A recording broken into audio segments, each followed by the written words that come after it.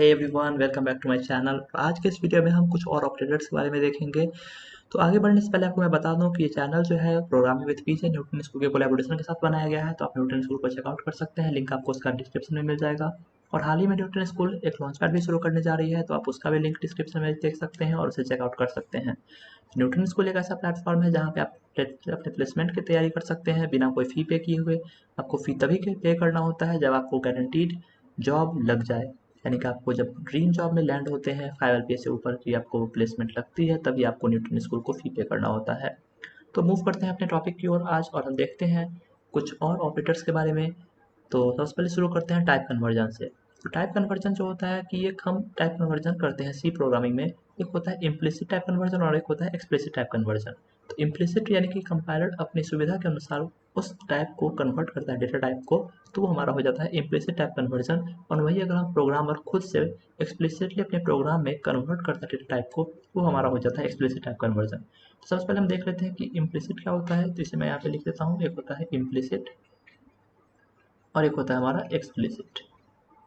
तो इम्प्लिसिट जैसे कि आपने डिवाइड किया 7/5, ये इंट है, ये भी इंट है यानी कि इंटीजर है, और इसे हम डिवाइड करते हैं तो ये हमें आउटपुट 1 देगा, ना कि 1 पॉइंट समथिंग कुछ देगा। तो ये हमारा हो जाता है इम्प्लिसिट कन्वर्जन, क्योंकि सी लैंग्वेज है, ये हमारा इंट बाई इंट हमेशा इंट ही देगा। तो ये ना कि हमें कोई फ्लोट वैल्यू देगा।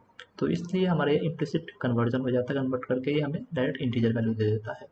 तो ये हम यहाँ पे देख लेते हैं जो सेंटेंसेस में लिखे हुए हैं। To effectively develop C program you must understand the rules used for implicit conversion of floating point and integer values in C. तो हम कभी कभी अपने प्रोग्राम में इम्प्लिसिट एक्सप्लिसिटली भी कन्वर्ट करते हैं डेटा टाइप को। तो हम जानना चाहिए कि किस रूल के तहत हम डेटा टाइप का कन्वर्जन करते हैं। तो हम बेसिकली मुझे ट्राई करना चाहिए कि हम इंट को इंट के साथ ही प्लस मल्टीप्लाई डिवाइड करें, कुछ भी करें, फ्लोट को फ्लोट के साथ ही करें।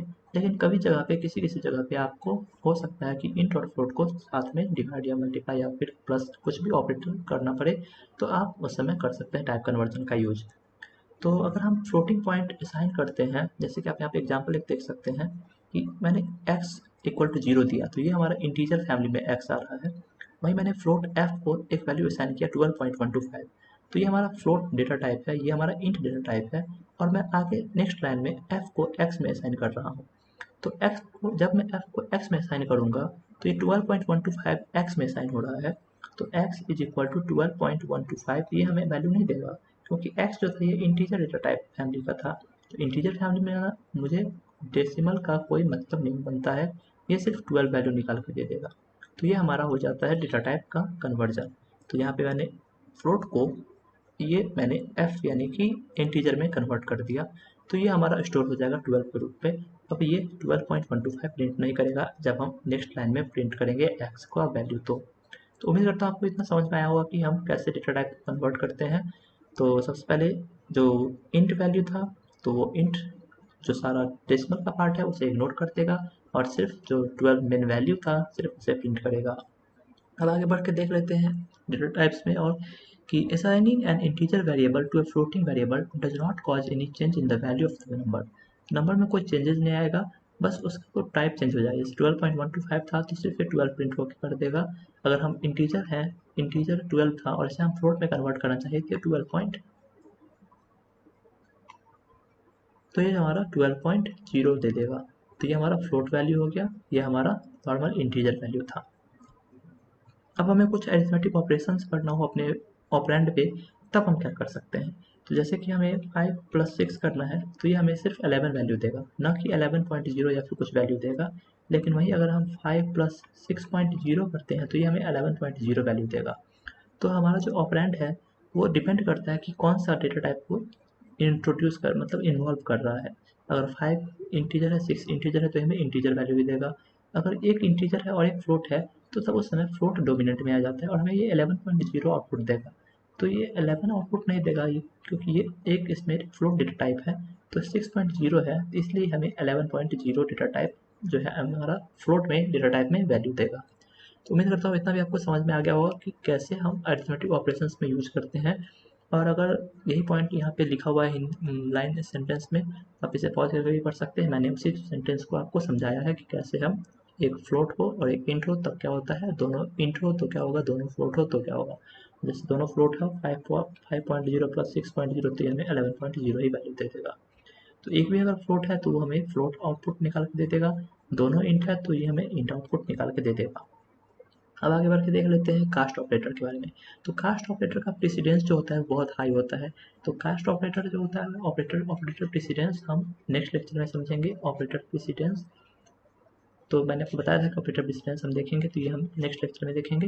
तो कास्ट ऑपरेटर क्या होता है, जब हम एक्सप्लिसिटली बोलते हैं, यानी कि हम इसमें डेटा टाइप में हम बताएंगे ब्रैकेट में पैरेंथेसिस में और कोई वैल्यू होगा यहाँ पे, और यहाँ पे जैसे मैंने लिख दिया 51.26 और मुझे कन्वर्ट करना है इसे इंट में, क्योंकि ये फ्लोट वैल्यू है, क्योंकि यहाँ पे डेसिमल है तो ये फ्लोट वैल्यू है, और इसे मैं कास्ट ऑपरेटर के थ्रू इसे इंट में कन्वर्ट करना चाहता हूँ, तो ये 51 हमें आंसर दे देगा।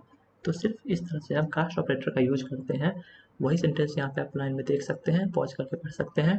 तो अगर हम कोई भी, जैसे कि मुझे इसे कन्वर्ट करना होता 51 था, सॉरी यहाँ पे 51 था और इसे मुझे कन्वर्ट करना होता फ्लोट में, तो मैं यहाँ पे फ्लोट लिखता पैरेंथेसिस के अंदर, और तब मैं इसे अगर प्रिंट करता आगे जाके x इज इक्वल टू मैं यहाँ करता और x में प्रिंट करता तो यहाँ में 51.0 वैल्यू देता, ना कि 51 वैल्यू देता।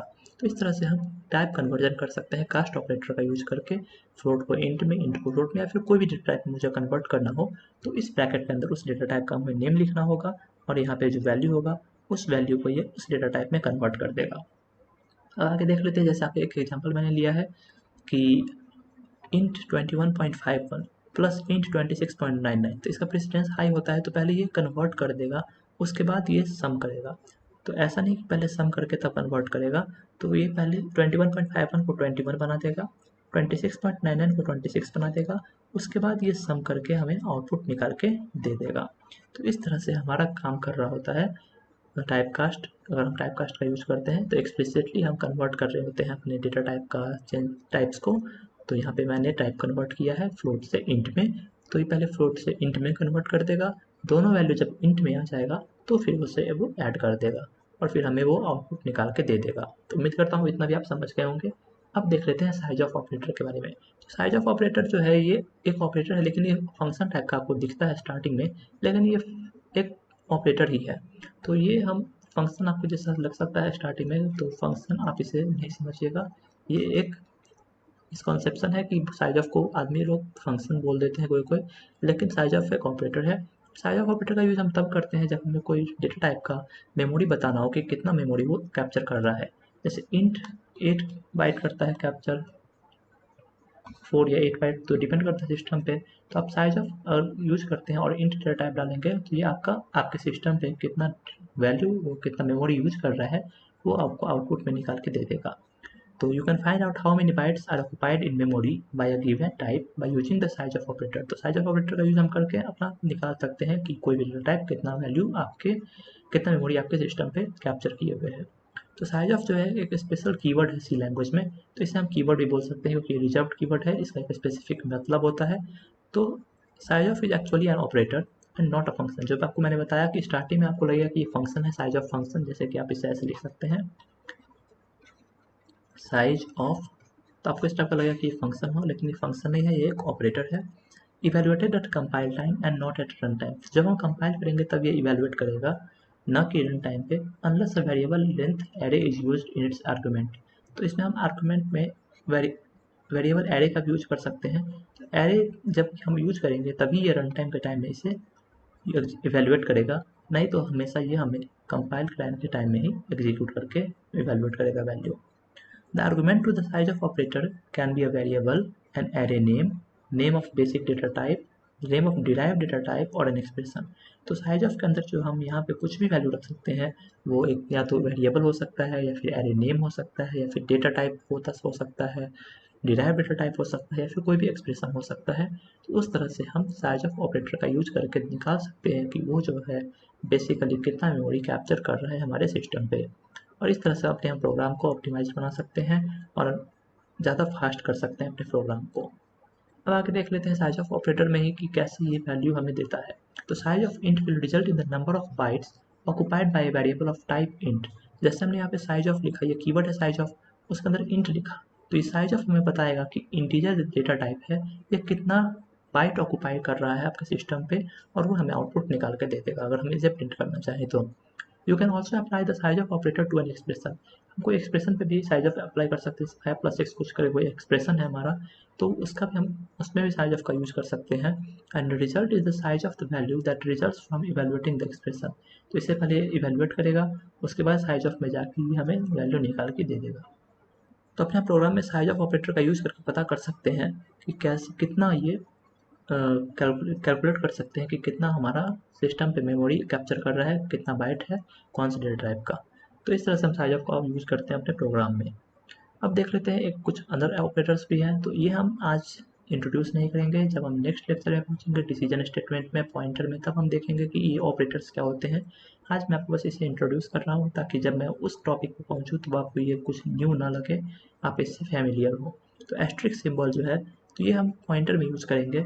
तो ये रिप्रेजेंट करता है पॉइंटर वेरिएबल को। तो स्टार ए जो रहेगा ये पॉइंटर वेरिएबल है, और एक सिर्फ ए है तो ये हमारा नॉर्मल वेरिएबल है।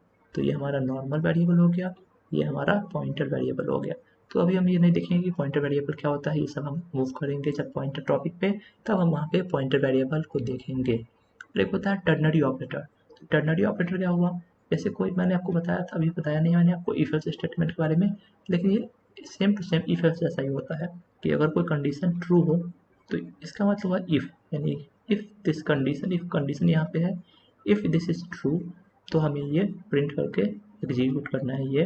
एल्स ये हमारा सेमी ये कोलोन है, एल्स हमें एग्जीक्यूट कर देना है ये। तो जैसे कि ये हमारा एक टाइप से इफ हो गया, ये एक टाइप से एल्स हो गया। अगर ये कंडीशन सही है तो ये प्रिंट कर देगा, अगर ये कंडीशन सही है तो ये वाला प्रिंट कर देगा, अगर कंडीशन सही नहीं है तो ये प्रिंट कर देगा वैल्यू। तो इस तरह से हमारा टर्नरी ऑपरेटर काम कर रहा होता है। तो ये हम डिसीजन स्टेटमेंट में देखेंगे कि अगर ये सही है तो क्या होना चाहिए, अगर गलत है तो क्या होना चाहिए।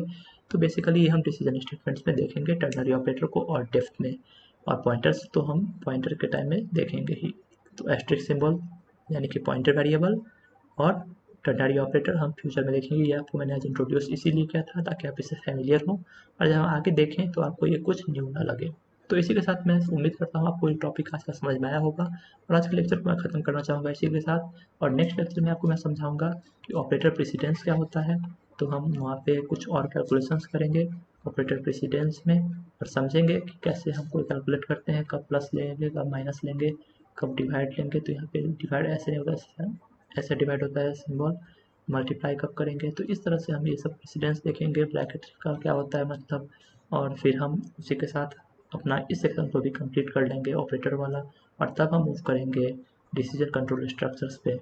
और उसी के साथ आप उम्मीद करता हूँ आपको तो क्लास समझ में आया होगा। समझ में आया तो वीडियो को लाइक कर दीजिए, चैनल को सब्सक्राइब कर दीजिए, इसे अपने दोस्तों के साथ शेयर कर दीजिए, ताकि और जो नए लोग हैं जो सी लैंग्वेज सीखना चाहते हैं, प्रोग्रामिंग में न्यू है, वो इस चैनल के हेल्प से प्रोग्रामिंग में सी लैंग्वेज को समझ सके। और न्यूटन स्कूल को चेकआउट करना आपको बिल्कुल भी नहीं भूलना है। न्यूटन स्कूल आपका लिंक डिस्क्रिप्शन में मिल जाएगा, आपको कहीं जाकर टाइप नहीं करना है। डिस्क्रिप्शन में जाके आप लिंक पे क्लिक करके न्यूटन स्कूल के सारे फीचर्स को देख सकते हैं, सारे लॉन्च पैड के बारे में समझ सकते हैं, और उस पर आप अप्लाई भी कर सकते हैं बिना कोई फ़ी पे किए हुए। आपको फ़ी तभी पे करना है जब आपको गारंटीड जॉब लग जाए। तो उससे पहले आपको कोई टेंशन नहीं है। Word and quality free education के लिए आप न्यूटन स्कूल को चेकआउट कर सकते हैं। तो मिलते हैं नेक्स्ट वीडियो में, तब तक के लिए see have a nice day, bye.